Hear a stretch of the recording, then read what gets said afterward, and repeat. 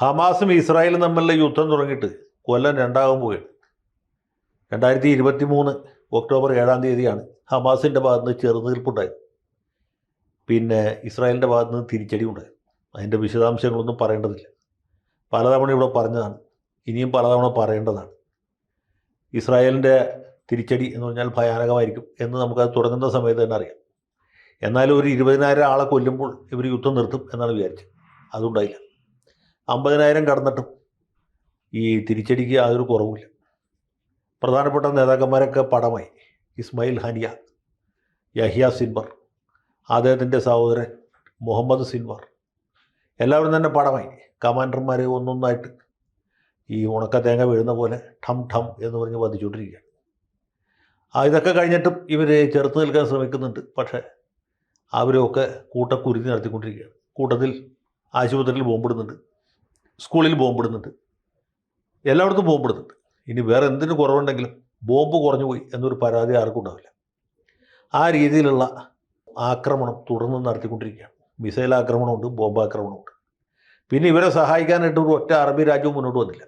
Saudi Arabia ആകട്ടെ, ഖത്തറാകട്ടെ, കുവൈറ്റാകട്ടെ, Syria ആകട്ടെ, ജോർഡാനാകട്ടെ, ഈജിപ്റ്റാകട്ടെ, ഒരാൾ വന്നില്ല. അറബി രാജ്യമല്ലാത്ത തുർക്കി വാഗൊണ്ട് ചില സഹായങ്ങളൊക്കെ ചെയ്തു. പാലസ്തീനെ ആക്രമിച്ച, ഹമാസിനെ ആക്രമിച്ചാൽ ഞങ്ങൾ കൈയും കെട്ടി നിൽക്കുകയില്ല എന്ന് പറഞ്ഞു. അപ്പോൾ എല്ലാവരും വിചാരിച്ച് പുള്ളി ആക്രമിക്കും, ഉടനെ തന്നെ അവിടുന്ന് പട്ടാളത്തേക്കുന്നില്ല. പുള്ളി കയ്യിൽ കെട്ടി നിൽക്കുകയല്ല, ഇത് കൈ രണ്ടും കോട്ടിൻ്റെ പോക്കറ്റിലിട്ട് നിൽക്കുകയാണ്. അപ്പോൾ അതുകൊണ്ട് പ്രത്യേകിച്ച് ഗുണമൊന്നും ഉണ്ടായില്ല. പിന്നെ വന്നിട്ട് പോയിട്ട് ആകെ ഒരു സഹായം ചെയ്ത് ഇറാനാണ്. അത് നമുക്കറിയാം. ഇറാൻ പ്രസിഡന്റ് യാത്ര ചെയ്യുന്ന ഹെലികോപ്റ്റർ തകർന്ന അദ്ദേഹം പരലോകപ്രാപ്തനായി. പിന്നെ അവരുടെ പ്രധാനപ്പെട്ട നേതാക്കന്മാർ, ന്യൂക്ലിയർ സയൻറ്റിസ്റ്റുകൾ, അവരൊക്കെ പടമായി. അങ്ങനെ ഒരുപാട് പടങ്ങളാണ്. ഇപ്പോൾ ഭിത്തിയിൽ പടം കഴിഞ്ഞിട്ട് ബാക്കി സ്ഥലമില്ല എന്നുള്ള അവസ്ഥ. പിന്നെ അവരെ സംഹരിക്കാൻ വേണ്ടി അമേരിക്ക തന്നെ നേരിട്ട് രംഗത്ത് പോകും. പിന്നെ ഹൂത്തികൾ എന്ന് പറഞ്ഞ ഒരു ചെറിയ ഗ്രൂപ്പ്, പിന്നെ ഹിസ്ബുള്ളയായിരുന്നു. ഹിസ്ബുള്ളക്കാരുടെയൊക്കെ പോക്കറ്റിലിരുന്ന് മടിക്കുത്തിലിരുന്ന് പേജർ പൊട്ടിത്തെറിച്ചു. ഇപ്പോൾ അവരും നിർവീര്യരായി. ഇപ്പോൾ ആരുമില്ല. ശരിക്കും പറഞ്ഞാൽ നമ്മുടെ കേരളത്തിലെ ജമാഅത്തെ ഇസ്ലാമിക്കാർ, അവരുടെ സിൽബന്ധികളായിട്ടുള്ള മറ്റ് ചില ആളുകൾ മാത്രമായി. പിന്നെ ഇവരുടെ മീഡിയ വൺ ചാനൽ. ഇസ്രായേൽ ഒറ്റപ്പെട്ടു, ഇസ്രായേലിൻ്റെ കത്തിക്കൽ കഴിഞ്ഞു, ഇസ്രായേലിൽ നിന്ന് ജൂതന്മാർ സ്ഥലം വിറ്റ് അമേരിക്കയിലേക്ക് പോയിക്കൊണ്ടിരിക്കുകയാണ്, അവരുടനെ സൈപ്രസിൽ കുടിയേറാൻ ആലോചിക്കുകയാണ് എന്നൊക്കെ തട്ടിവിട്ടുകൊണ്ടിരിക്കുകയാണ്. ഇവരുടെ ഈ ചപ്പടാച്ചി കേട്ടാൽ നമ്മൾ വിചാരിക്കും ഇസ്രായേലിൽ ഇപ്പോൾ ഭൂമിക്ക് വില കുറഞ്ഞു, ഇവിടെയുള്ള റിയൽ എസ്റ്റേറ്റ് ബ്രോക്കർമാർ അവിടെ ചെന്നാൽ നിശ്ചുള്ളി വിലക്ക് സ്ഥലം മേടിക്കാം എന്നാണ്. പക്ഷെ അങ്ങനെയൊന്നും സംഭവിച്ചിട്ടില്ല, സംഭവിക്കുകയില്ല. പിന്നെ ആകെ ഉണ്ടായിരുന്ന എന്താണ്, ബ്രിട്ടീഷ് പ്രധാനമന്ത്രി, അതുപോലെ ഫ്രഞ്ച് പ്രസിഡന്റ്, ഇവരൊക്കെ ഇസ്രായേലിനോട് ബലപ്രയോഗം കുറയ്ക്കണം. ഈ ആളെ കൊല്ലുമ്പോൾ ഒറ്റ കുത്തിന് കൊല്ലരുത്, 2-3 കുത്തൊക്കെ കുത്തി കൊന്നാൽ മതി എന്ന് ഉപദേശം കൊടുക്കുന്നതാണ്.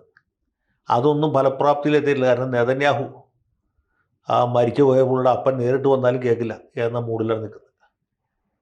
നമ്മുടെ ട്രംപ് വരെ പറഞ്ഞു ബിബി അല്പം ഒന്ന് കുറയ്ക്കും, വെടിനിർത്തൽ ഞാൻ ഉണ്ടാക്കിത്തരാം എന്ന്. പക്ഷെ അതൊന്നും ചിലവാകുന്നില്ല, കാരണം പുള്ളി മാരകമായ ഫോമിലാണ്. അപ്പോൾ അങ്ങനെ ഒരു സാഹചര്യത്തിൽ യുദ്ധം തുടരുമ്പോൾ നമുക്കിവിടെ നിന്ന് എന്ത് ചെയ്യാൻ പറ്റും?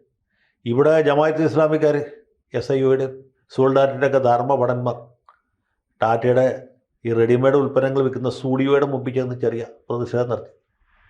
ടാറ്റയുടെ കയ്യിൽ രക്തമുണ്ട് എന്ന് ദാവൂ സാഹിബ് മീഡിയ വണ്ണിലിരുന്ന് പ്രഖ്യാപിച്ചു. പക്ഷെ ഒരു ഫലം ഉണ്ടായില്ല. സ്റ്റുഡിയോയിൽ കച്ചവടം കൂടിയെന്നല്ലാണ്ട് യാതൊരു കുറവും സംഭവിച്ചില്ല. ഇപ്പോൾ എല്ലാം കഴിഞ്ഞ് ഏറ്റവും അവസാനത്തെ ഒരു തന്ത്രം എന്ന രീതിയിൽ സൈബർ സൈലൻസ് ഏർപ്പെടുത്തിക്കൊണ്ടേയിരിക്കുകയാണ്. നിങ്ങൾ അറിഞ്ഞോന്ന് എനിക്കറിയില്ല. എല്ലാ CPMകാരും, എല്ലാ ജമാഅത്തെ ഇസ്ലാമിക്കാരും രാത്രി 9 മണിയായി കഴിയുമ്പോൾ അവരുടെ മൊബൈൽ ഫോൺ എയർപ്ലെയിൻ മോഡിലിട്ട് വയ്ക്കും. നിങ്ങൾക്ക് എന്തെങ്കിലും അത്യാവശ്യം ഒരു CPMകാരനെ വിളിച്ചാൽ കിട്ടില്ല. കാരണം ഈ മൊബൈൽ ഫോണിനൊരു വലിയ പ്രശ്നമുണ്ട്, ഇൻ്റർനെറ്റ് സംവിധാനത്തിനുമുണ്ട്. നമ്മൾ വെറുതെ ഇരിക്കുമ്പോൾ ഇതിങ്ങനെ ഉപയോഗിച്ചു, എന്തെങ്കിലും ജോലി ചെയ്തുകൊണ്ടിരിക്കുമ്പോൾ അത് ചെയ്യില്ല. പക്ഷേ വെറുതെ ഇരിക്കുമ്പോൾ വാട്സപ്പ് അല്ലെങ്കിൽ ഇൻ്റർനെറ്റ് ഉപയോഗിച്ചുകൊണ്ടിരിക്കും, ഫേസ്ബുക്കിൽ കുറിപ്പുകളുണ്ട്. അപ്പോൾ അങ്ങനെയുള്ള ഒരു പ്രലോഭനത്തെ അതിജീവിക്കാൻ വേണ്ടിയിട്ട് ഇവർ എയർപ്ലെയിൻ മോഡിൽ 9 മണി മുതൽ 9:30 വരെ സൈബർ സൈലൻസാണ്. ഇൻ്റർനെറ്റ് സംവിധാനങ്ങൾ ഉപയോഗിക്കില്ല. ഇത് ഉപയോഗിച്ചില്ലെങ്കിൽ എന്ത് ഗുണം എന്ന് നിങ്ങൾ ചോദിക്കും. ഉപയോഗിച്ചില്ലെങ്കിൽ നെതന്യാഹു വിഷമിച്ചു. നമ്മൾ ഈ ഇൻ്റർനെറ്റ് ഉപയോഗിക്കുന്നതുകൊണ്ടാണ് നെതന്യാഹുവിന് അവിടെ ഈ പാവപ്പെട്ട ഗസയിലെ ബാലന്മാരെയും ബാലികമാരെയും വയോജനങ്ങളെയൊക്കെ കൊല്ലാൻ കഴിയും. നമ്മൾ ഇൻ്റർനെറ്റ് ഉപയോഗിക്കുന്നതുകൊണ്ടാണ് ഇസ്രായേൽ ഗസയിലെ ആശുപത്രിയിലും സ്കൂളുകളിലുമൊക്കെ ബോംബിട്ടത്. നമ്മളിത് ഉപയോഗിക്കാതിരുന്നാൽ പുള്ള കത്തിക്കൽ കഴിയും. നെതന്യാഹു മുട്ടുകുത്തും. ഈ ബുദ്ധി ആദ്യമേ തോന്നിയില്ലോ എന്നുള്ളതാണ് എനിക്ക്. ഒക്ടോബർ 7 കഴിഞ്ഞ ഉടനെ തന്നെ, ഒക്ടോബർ 15 തന്നെ ഇവിടെ സൈബർ സൈലൻസ് പ്രഖ്യാപിച്ചത്. ഇനി മേലിൽ ഞങ്ങൾ ഇൻ്റർനെറ്റ് ഉപയോഗിക്കില്ല എന്ന് ഈ CPM-കാർ തീരുമാനിച്ചിരുന്നെങ്കിൽ ഈ രാജ്യത്ത് എന്തൊക്കെ പുരോഗതി ഉണ്ടാവും ഒന്ന് ആലോചിച്ചു.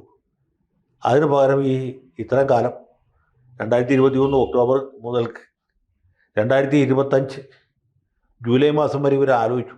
തല പുകഞ്ഞ് ആലോചിച്ചിട്ട് കിട്ടിയ ഒരു ഐഡിയയാണ് ഇൻ്റർനെറ്റ് ഉപയോഗിക്കാതിരിക്കാം. സൈബർ സൈലൻസ് വന്നാൽ ജൂതന്മാർ, സയനിസ്റ്റുകളും അവരുടെ പുറകിലുള്ള യാങ്കികളും നിലം പരിച്ചു മുട്ടുകുത്തും. പിന്നെ അവർ തോക്ക് വെച്ച് കീഴടങ്ങും. യാതൊരു സംശയവും വേണ്ട. ഏതായാലും ഈ ശനിയാഴ്ച ആകുമ്പോഴത്തേക്ക് ഈ സൈബർ സൈലൻസ് ഒരാഴ്ച, അതോടുകൂടി സയനിസ്റ്റ് മൂവ്മെൻറ്റ് തന്നെ പിരിച്ചുവിടും. ബെഞ്ചമിൻ നെതന്യാഹു മിക്കവാറും എംപയർ സ്റ്റേറ്റ് ബിൽഡിങ്ങിൻ്റെ മുകളിൽ കയറി ചാടി താഴത്തേക്ക് വീണ് മരിക്കാനാണ് സാധ്യത.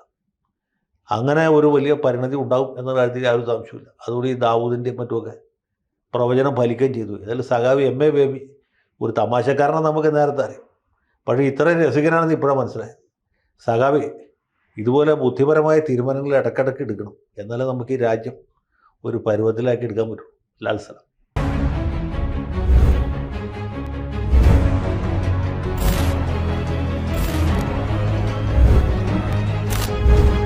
കൂടുതൽ വാർത്തകളും വിശേഷങ്ങളും നിങ്ങളിലേക്ക് എത്താൻ ABC മലയാളം സബ്സ്ക്രൈബ് ചെയ്യുക, ബെൽ ബട്ടണും അമർത്തുക.